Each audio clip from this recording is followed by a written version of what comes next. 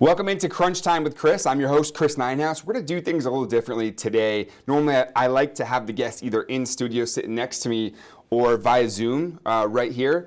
But actually, Bears' new head coach, Casey Woods, invited me into his office, and I certainly didn't want to turn that down. So a fun time to interview the new Bears head coach who's been on the job barely 2 months now, still settling his family in, which you'll hear in the interview here in a second.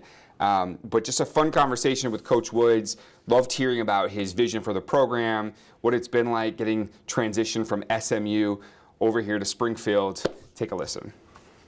So I guess we'll just start with, let's talk a little bit about Springfield. How are you liking it? What are some of your favorite things so far? How's the family liking it? Oh, man, Springfield's great. My family's only been here a couple times. We're still kind of in transition, right? So we got a chance to close on our house next week, about to close, about to sell our house in Dallas, we think. So it'll be great to get the family up here, aiming for spring break. So it'll be fun. But Springfield's a great town, man. It's good people, good churches, good food, It's good. Easy. It's a square. So if you miss your turn, you just go one more block and you'll be fine.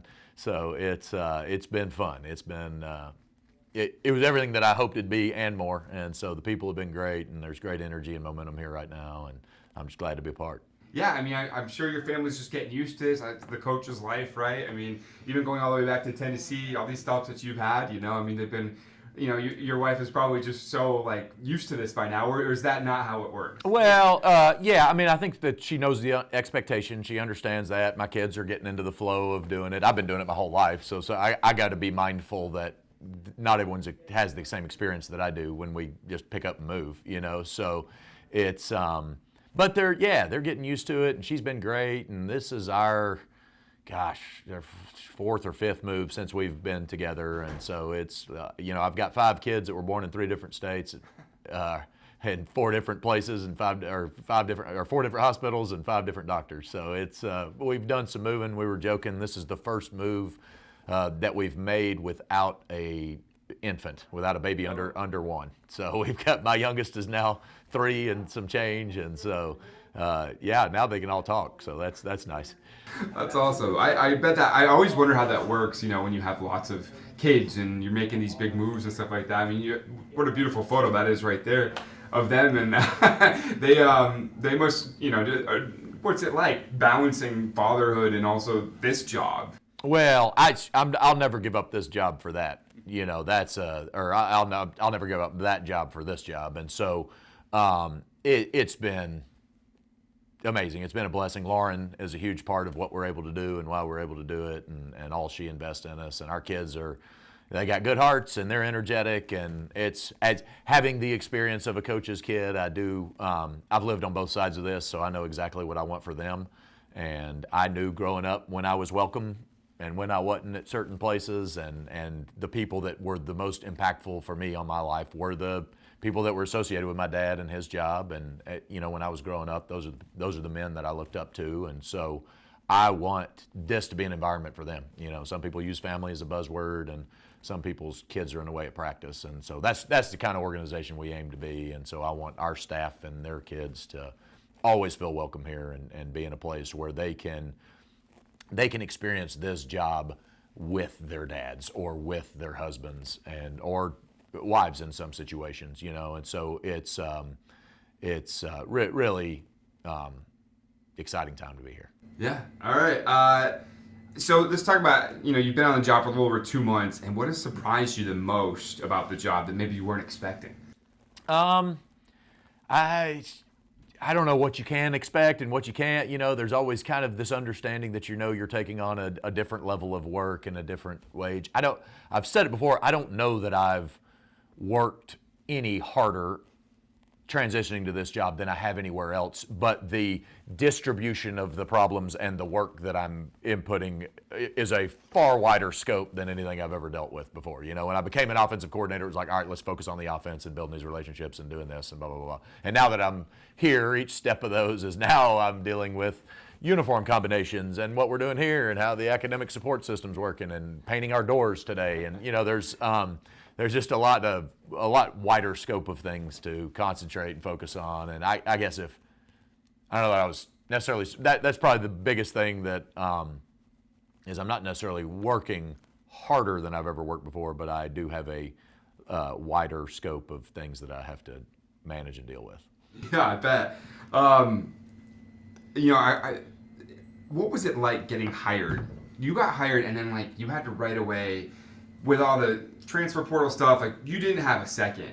I remember that time. What was it like for you? Well, yeah, I don't know that I remember. It was, it's been about 9 weeks since I got hired. It's been about 7 weeks since my introductory press conference. So it feels like 9 months, and but it was just I knew it was going to happen. Every conversation that Lauren and I always try to have the job change conversations in the summer, like, hey, what would it take? Because in the moment, as you're finishing up a season, we were finishing up our last games at SMU as these interview processes were starting, and you got to be prepared for that. And then as soon as it happens, here you go, and you're off and you move to 3 states away and you got to start working and doing all that. But I tried to be as keep the main thing as I possibly could, right? Prioritizing those decisions and everything. And I thought we did a nice job, a lot of credit to our staff coming in here. You can't play good football without a team. And so the very, very first thing that we had to do was assemble a staff and build a team. And I think that we've from a personnel standpoint, I think we got our numbers right. I think we were able to, they did a great, fabulous job of retention of previous team and previous signees, came in and added a bunch of new guys here to this, mostly that are here and still some to come in the summer to get us back to that point. But so we did that. We're kind of into the development and team building phase now, and so that we've tried to prioritize the entire way through this and keep the main thing. Even though there's in this job there's 1,000 things that are commanding your attention, it's if you can focus on the things that win games, and then give your attention properly to those, and then deal with the other stuff as you have time to do that, or as you have the bandwidth to deal with it. Then that's what it's been like. So it's been I've often heard the joke that it's like drinking water through a fire hose, and it kind of is that. And you got to make sure though that the biggest deal is focusing on the water that you need to be drinking, and then let don't get so caught up in the other that you lose sight of where you're headed. Yeah. Okay. I wanted to ask you, just watching the national championship game, Indiana showed a different way to win. I think the average age was like 24 years old. How do you apply that to your team, the things that we're learning about college football? Yeah, well, the number one thing is I think culture matters now more than it's ever mattered, and because you're having to recruit your own players, and not just new players, but you're having to recruit your own, and that's an era of college football that has never existed, and so you can clearly see what Coach Cignetti's done there as far as retaining, and then they've done a good job of placing transfers that were specific to a certain job that they were bringing in. They just didn't stockpile a bunch of bodies. They were being intentional about what they were trying to do. It's fun to listen to some of the things he does. Some of it you agree with, man, that's stuff I've been doing all along. Some of it's, well, okay, that's new, that's a good idea. Some of it's, I don't know that I necessarily agree with that, but clearly it wins, and so I think that there's a bunch of different ways to get to that point and do that. And the biggest thing that he has created is he's created a stability of confidence that exists at Indiana that's evident when you turn them on, and then there's a culture that they care about each other and they play for each other, and that is unchanged in sport. That is unchanged specifically in football, and ever since I watched my first Super Bowl in 1989, nobody's ever gotten up on the podium and said, man, didn't I do a good job. It's always been about the team. It's always been about other people. It's always been about, and so the people that can harvest the best team, whether they got the most talent or not, the people that can harvest the best team are the ones that win games ultimately. And you got to have good players, don't get me wrong, but if you've got good players that become a team, then you got something really special, and certainly Coach was able to do that at Indiana this year. Yeah. Okay, so obviously the fan base, we saw bigger numbers last year than the year prior, so it's growing. How do you continue to keep that growing? What are some of the things that you think will really excite fans here? Well, it has to keep growing. I said, I think in my introductory press conference that they've set a new standard. That SMU game was unbelievable, and it was my first impression of this place. But that's not like, hey, that's the best environment it's ever been. Maybe it is, but now that's the new standard. That's our new casual Saturday that we have, and then we can really continue to build off that foundation and blow it up further from there. And I think we're going to bring an exciting brand of football. I think it'll be fast-paced tempo offense. I think we're going to play really fun defense to watch. We'll be high-effort team on special teams, and we're going to coach them good. It's going to be high energy, and we're going to win. Ultimately we're going to win, and we're going to do the things that winners do until we win.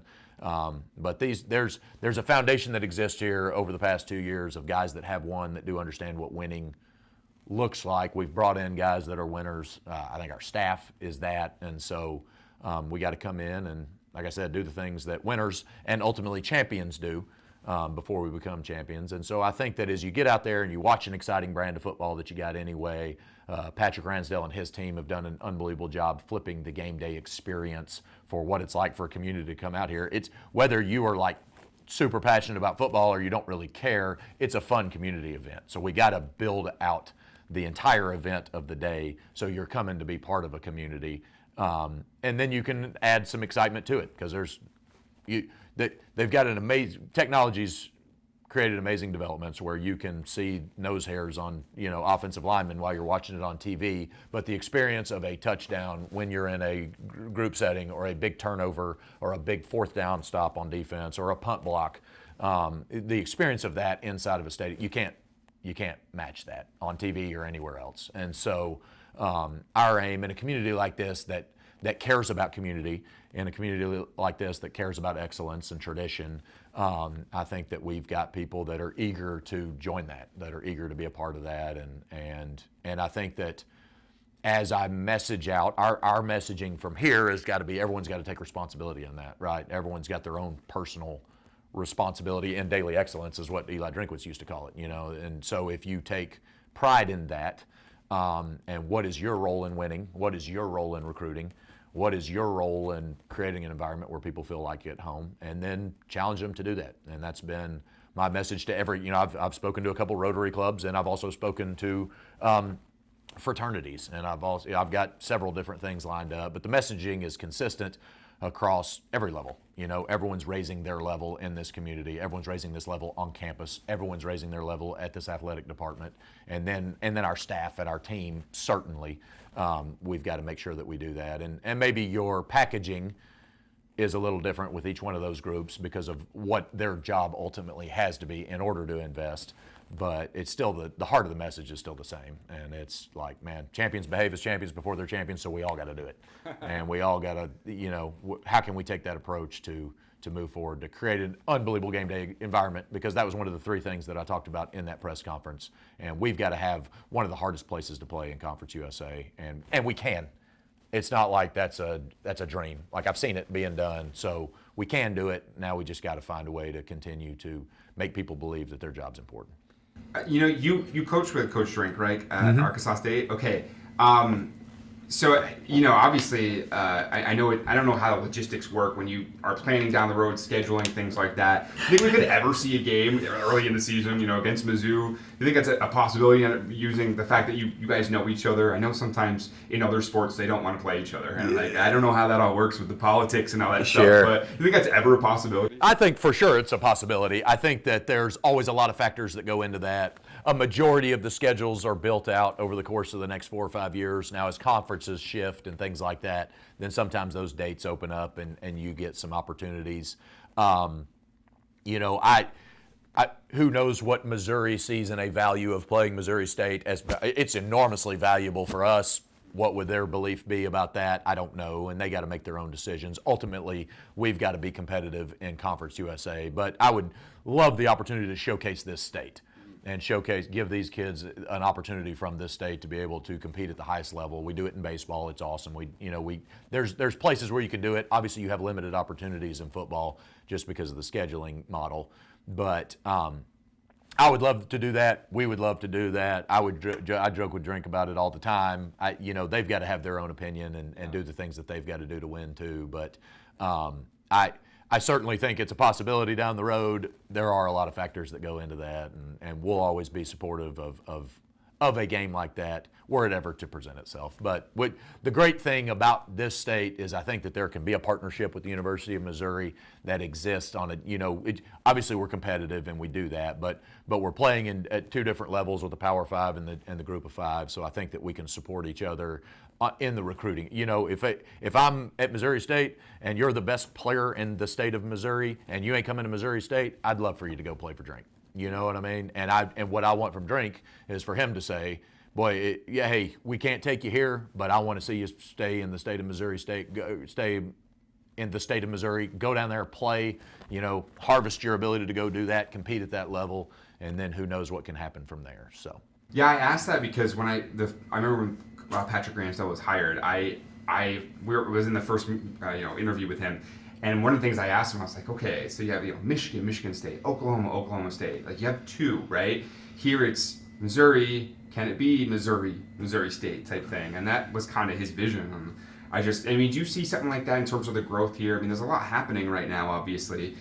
You have a unique perspective. Like, do you see something similar like that growing here? I think that there's an avenue to that.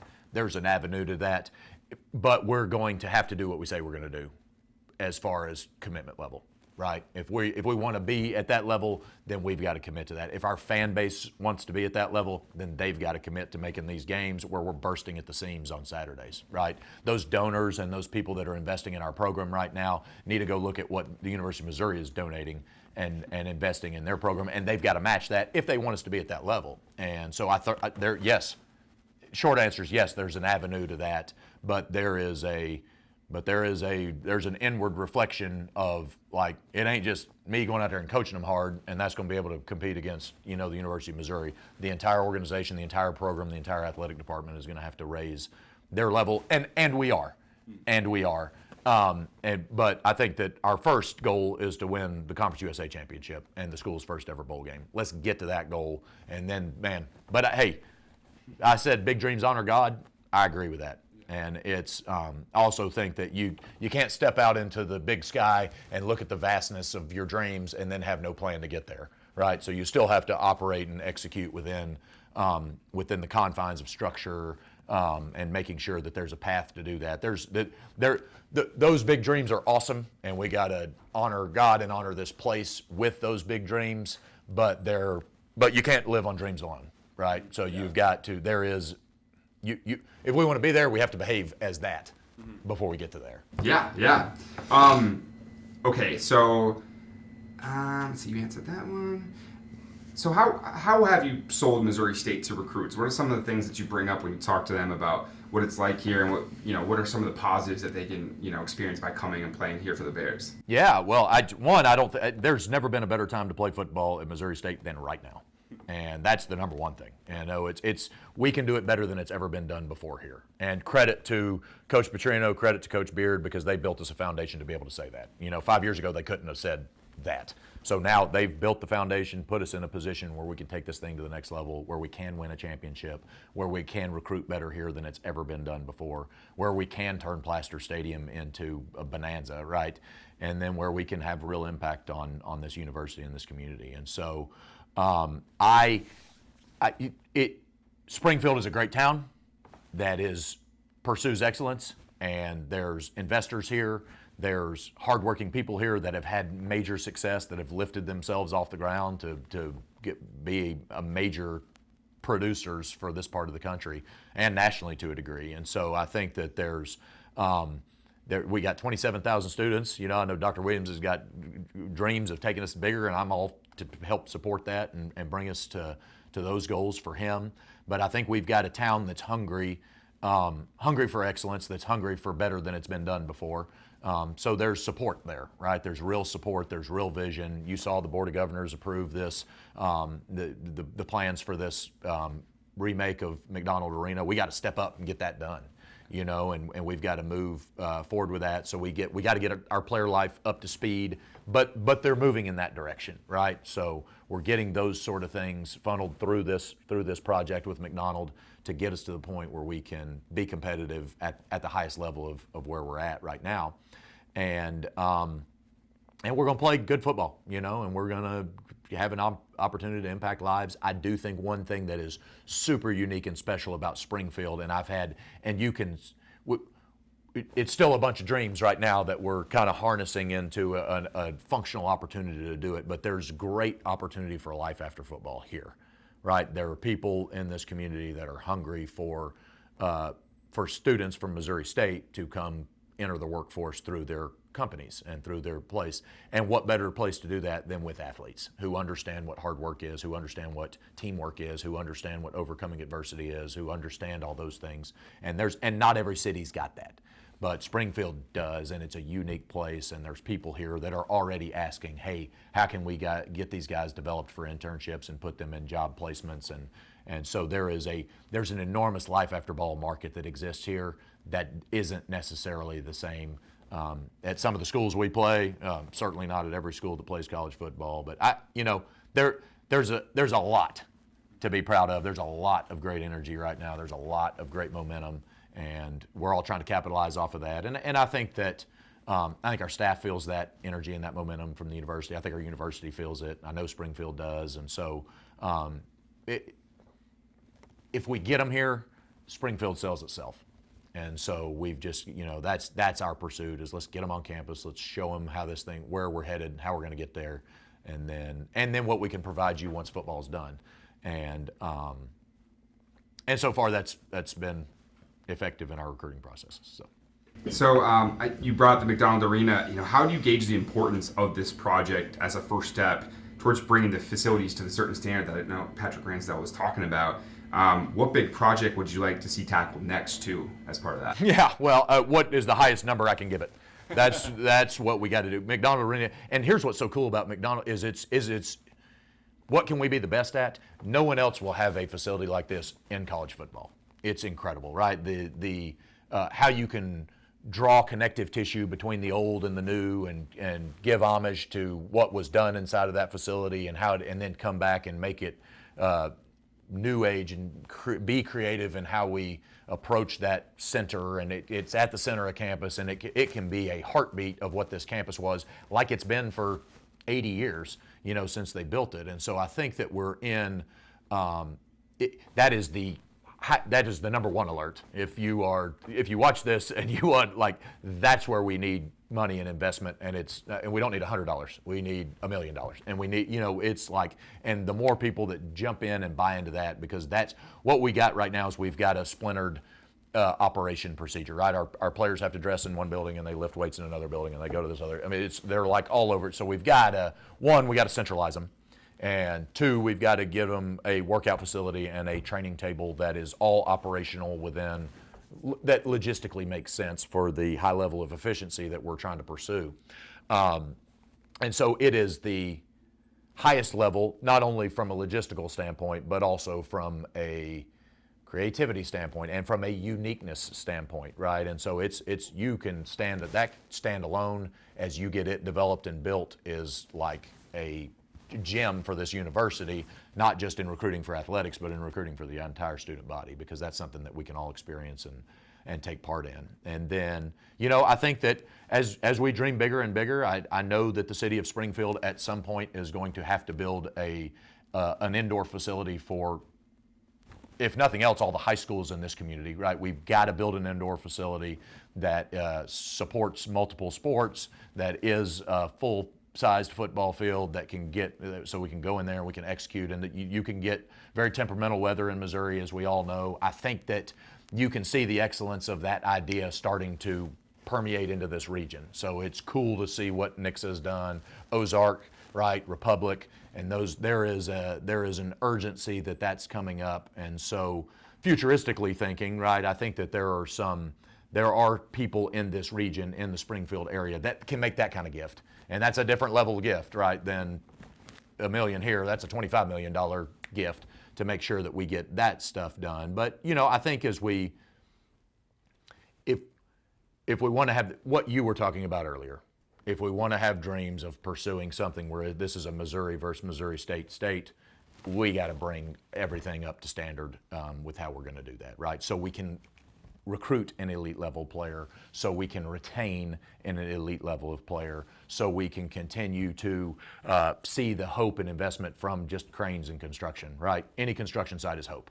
And so I think that when you sell that, boy, that instantly everybody on this campus, in this athletic department, in our town drives down here on Grand, and they say those people are moving forward, and they're dreaming big, and they're doing. They're not just talking, right? So there are plenty of problems in this game. There's plenty of problems at Missouri State. I know what they are. So I don't need people that are going to come in here and tell me what they are. I need people that are solution driven, that can, take pride, take their own personal responsibility in their daily excellence in pursuit of raising our level in all facets of this program.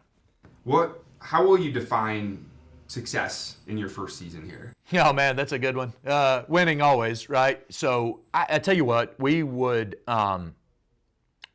to be competitive in November, right? We want to be competitive in our league in November, and we want to be great finishers as part of this program. That's a hallmark that we're going to stand on, is being great finishers. And I think that we embrace what November can provide in Missouri, because there's not a lot of conference mates that we deal with that are dealing with the same weather patterns and logistics. We hunger for that. That's why the Patriots are so good in the playoff time, is because it sucks to go play there. You know what I mean? At that time of year. So, man, if we can be competitive in November, then I think that puts us in position to be this year one.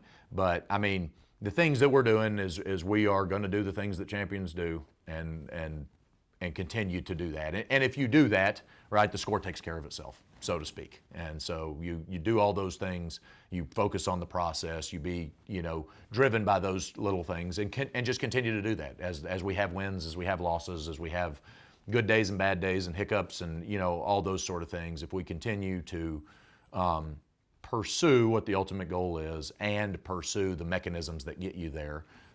That's what Indiana did. That's what Kurt Cignetti did, is he focused on the mechanisms that eventually got him to this point where, out of nowhere, but he's been showing signs of this since he stepped foot on campus, and he's really been showing signs of this since he was at IUPUI or wherever he was at 10, 15 years ago. And so it's just all of a sudden piling on top of each other, and came out with what they eventually came out with. But we got a long way to go, and but we're taking steps, and we're moving forward, and every day is about improvement, not perfection, but improvement. And if we can keep that mindset and that focus, then I think we'll get where we want to go. Coach, anything I didn't ask you that you wanted to mention here? I don't believe so. Go Bears. I hope you enjoyed my interview with Bears head football coach Casey Woods. A really fun time just sitting down with him and hearing, all the stuff that he's going through, what his vision is for the program, all the exciting stuff that's going on at Missouri State. Looking forward to this weekend too. We've got district basketball coming up. We'll be crowning some champions, and also we're crowning champions in state wrestling. That's a fun thing that's going on right now in the Ozarks here in the sports world, and can't wait for the next episode. We will be interviewing one of those district winning head coaches. We'll see you then.